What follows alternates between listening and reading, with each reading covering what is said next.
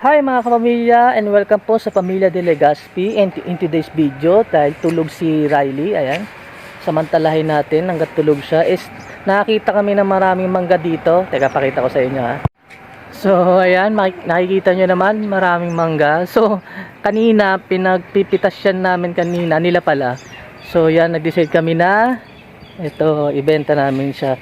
So 40 pesos per kilo. Tapos Ibang klase itong meron ditong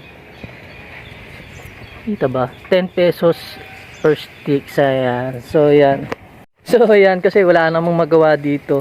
So ayan, habang dapat igagala ko si Riley nakatulog, baka magising pag hintayin ko na lang siya magising bago siya iikot-ikot. So ngayon eto, habang wala pa siya, so ang ginawa namin, nagtitinda muna ako ng mangga para hindi naman masayang yung labas namin dito. So yun guys, pero kung bago kayo sa page namin ng Pamilya de Legazpi, please don't forget to follow or subscribe our page para updated kayo sa aming mga bagong videos. So ayan.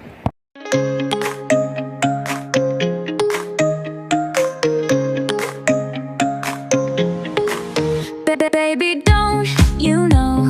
So ayan guys, ito may lalapit, tingnan natin kung bibili ng mangga. Boss, mga boss, Sige, magkano yun, boss? may 10 pesos per stick, tapos yung buto 5 lang. O, sabi mo na lang ako, boss. Ano bang gusto mo? Pili ka na lang. Ito medyo Ano lang, malaki-laki to. boss? 5 piso lang yan, boss. Oo, ng piso lang to. Mura na yun, boss, ah. Meron buy one take one, 15 pesos. Boss, ah. 15 pesos buy one take one.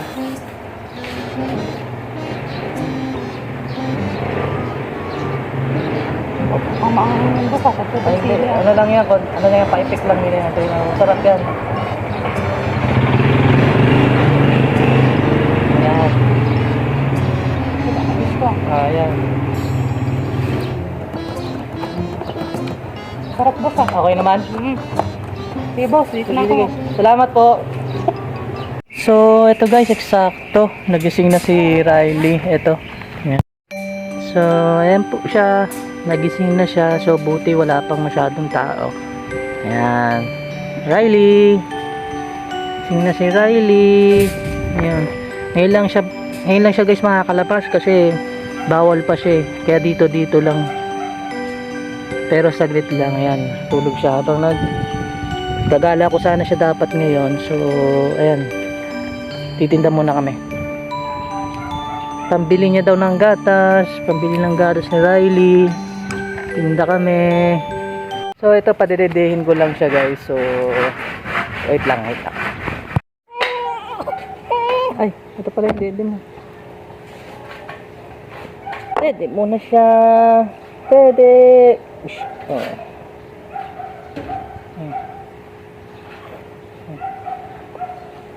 Ayan. Dede muna si Riley.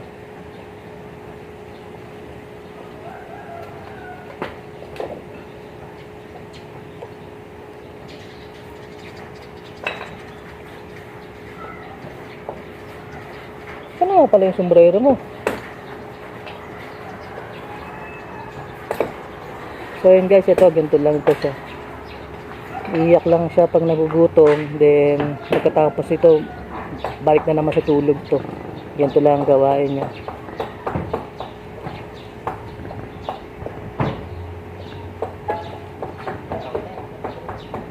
So patidihin ko muna to. Medyo mahaba-haba to.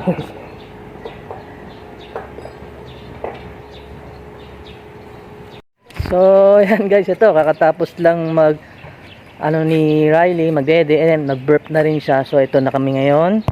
Ayan, iniikot ko na siya kasi para makagala-gala naman siya. Pero dito lang din, experience niya man lang na gumala-gala. So ayan, ito guys, ganyan lang siya kalayo. At least makagala-gala lang siya.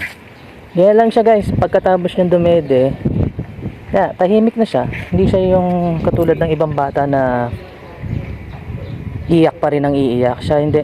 Basta makuha niya yung dede na gusto niya, tahimik na siya. Kaya niya bang aliwin ng sarili niya, ganun. So ayan guys, ito medyo pahapon na, alas 5 na.